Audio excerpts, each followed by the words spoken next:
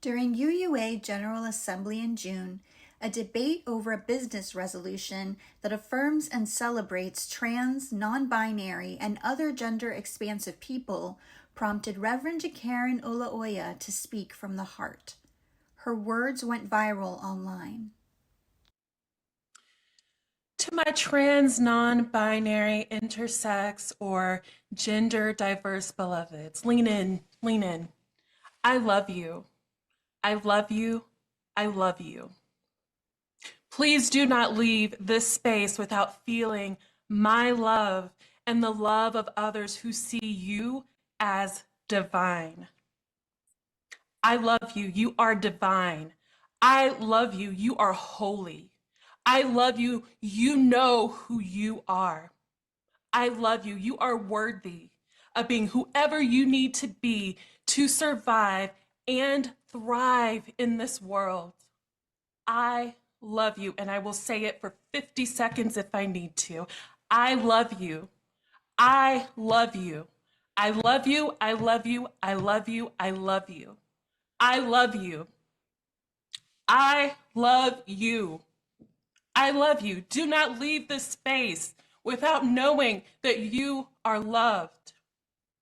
If you are ever in doubt, call me, email me, text me, because what we will not do in this space is let you go another moment believing anything other than the fact that you are loved deeply just as you are. I love you. I love you. I love you. In a July interview, UU World asked Reverend JeKaren Olaoya for advice on how we can overcome challenges and center love in our daily lives. I think that we, and by we, I mean Unitarian Universalist, we have this tendency to want to intellectualize. We have to have reason and we have to have facts to back up everything that we say. And that can work in some ways, but when we talk about people and their actual existence, that doesn't work. We have to come from here, from our hearts. And so that means that we have to stop debating. We have to stop prioritizing the right of speech for someone who is spewing hate. We can't do that anymore. We should have never been doing it. We have to center love, and we center love by no matter what we hear, no matter the hate, whatever, we have to be willing to change the focus. It does not matter what this person who is screaming at us, like all the awful things, like those things don't matter. But what matters is that that person who's hearing it knows that none of those things are true. And it matters that all of the people who have these identities know that they are safe and they are loved. And that has to be the priority. It is simple. People make it more complicated than it has to be, but it is very, very simple. All I said was, I love you. That's it. That's it. And that's all you have to do. That's all we have to do. We just have to keep reminding ourselves. It takes a whole lot of time to undo trauma and to rewrite the stories that we tell about ourselves. But the only way we can do that is if we are saying the thing, we're doing the thing. And we just can't give up. Like, we can't stop. We can't say, oh, now that's over, like we can move on to the next thing that matters. No, it has to be constant. It has to be consistent. It has to be real. You have to be honest. You can't just say, I love you, and then walk away, right? Like, you have to show that you love every single person whose humanity depends on that love to survive. That's all of us. So that means going to the legislator. That means, writing postcards to voters. That means, being in the streets and marching and taking up, this huge, massive task of speaking up. That also means, like, stop debating with people in, Facebook threads about like what this all means. Like, stop all of that, right? Like, we don't have to do any of that, but what we do have to do is love. And so what does it mean to love? What does it mean to show up? What does it mean to be so spiritually connected that that is your first inclination and not to intellectualize?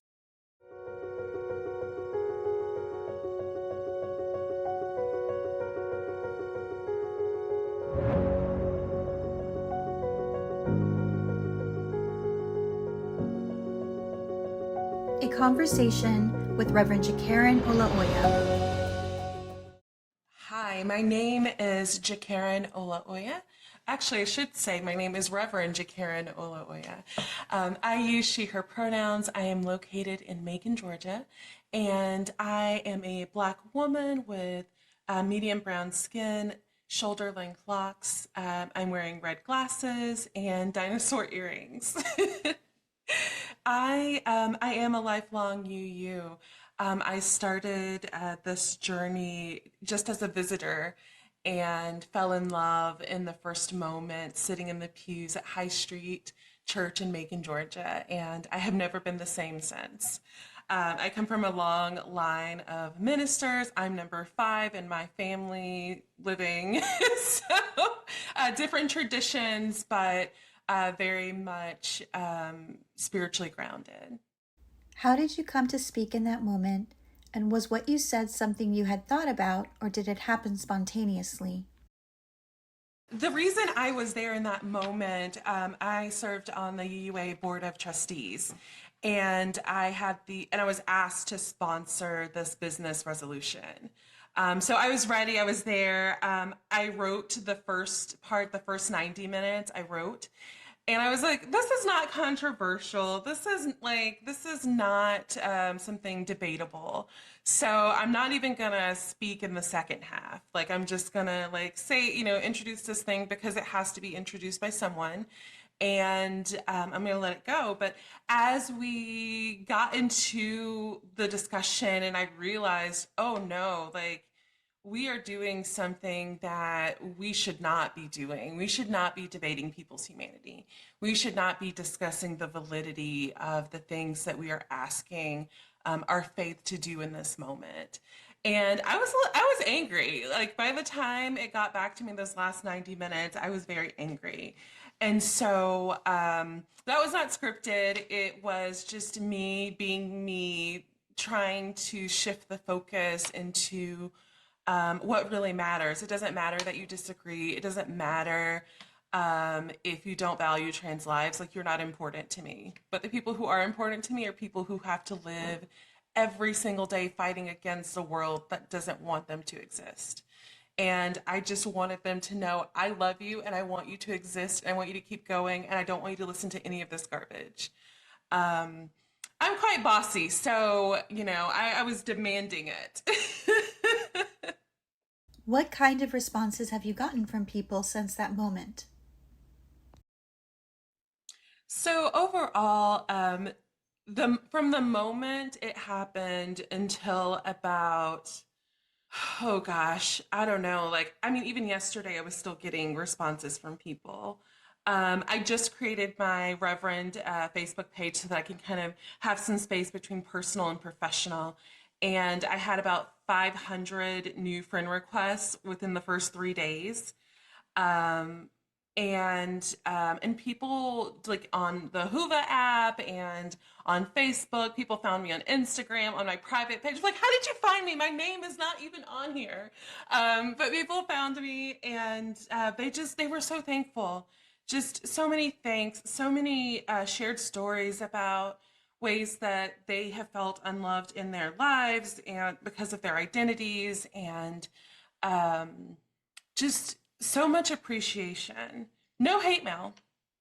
And I have to say, I was kind of like preparing myself for like the hate mail, and when it didn't come, I was relieved, but also like very sure that like this moment I've cultivated this life to be very I know people think that you shouldn't do this, but I've cultivated this life to be very insular, and I surround myself with people that I love, that love me, that support me.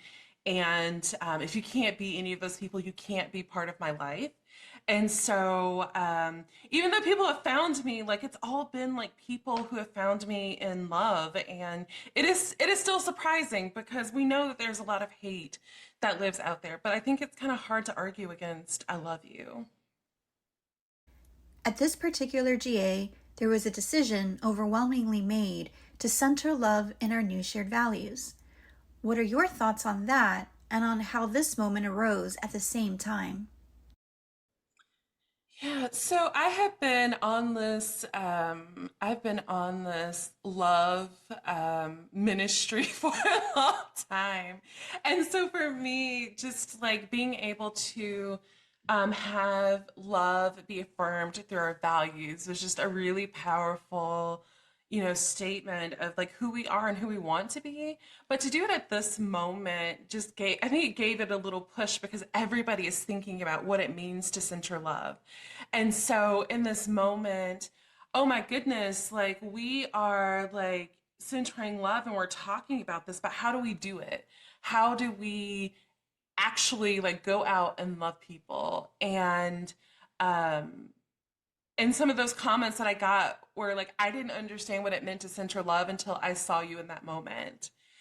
And oh my God, like, oh, this is beyond anything I could have, imagined or even think about. Like, to know that, like, this was just one example in many that will come because we're going to keep loving each other and we're going to keep centering love. And so, we just got to do it so that there are more examples. So I want more people to be out there loving each other and saying I love you and, just living these values truly. You just outlined some very important ways that people who center love can act, should act. Do you have words of courage and encouragement for people who are afraid at this moment? We should be afraid. Being afraid is not shameful. We're in scary times. We've never been here before. That's just the truth, and we can't hide from it. We are always going to be dealing with hard times and difficult times, but we can't get through it if we don't build our strength right now. And building that strength means finding joy, finding things to be passionate about, um, deepening relationships with the people around us, getting closer to your church community, finding ways to be together, right? Like those are the things, both virtually and, in person, right? Like these are the things that are going to help us get through these moments while we do the work that we have to do. Any wrap-up words? Just go out into the world and love each other even harder. Say I love you to strangers, people that you've just met, you don't even know their last name. Go tell them you love them and watch the world change because it will. Credits. Special thanks, Reverend JeKaren Olaoya. Interviewer, Elaine McCardle. Producer, Marianne Battle. Music, Envato Elements.